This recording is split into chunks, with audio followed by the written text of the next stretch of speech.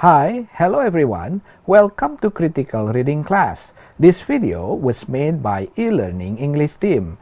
This team consists of Mrs. Suntari Gunta Pertiwi, myself, Sutiadi Rahmansyah, and Miss Evi Aziza Febrianti.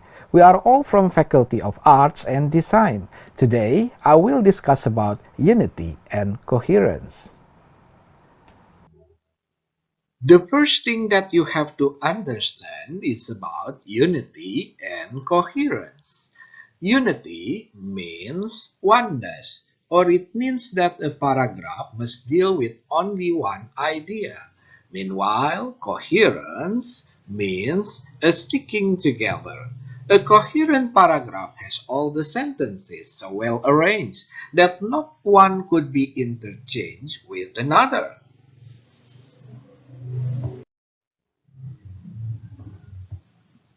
We will discuss further about coherence.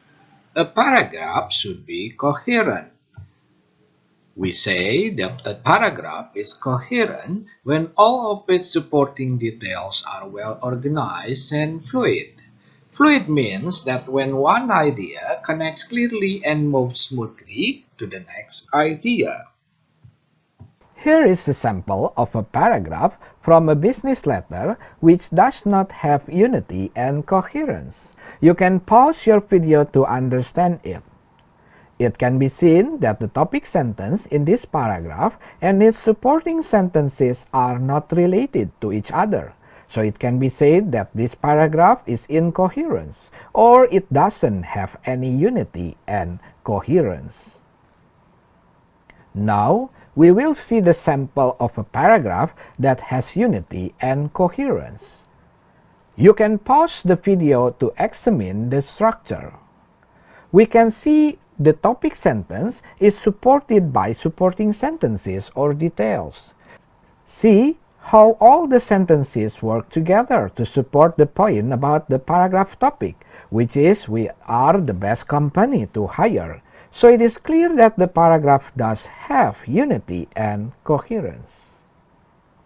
To make a paragraph becomes fluid, we also use transitions. Transitions are words, group of words, or sentences that connect one sentence to another or one paragraph to another. Adding transitions is called as cohesion.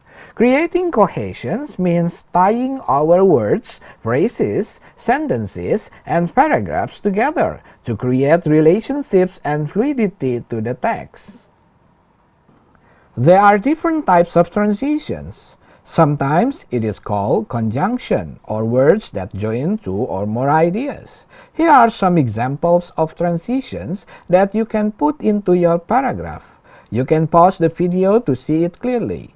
There are transitions related to space, examples, comparison, consequence, joint relation, cause-effect relations, similarities, differences, and time relation. These are just a few examples. The idea is to paint a clear logical connection between sentences in a paragraph.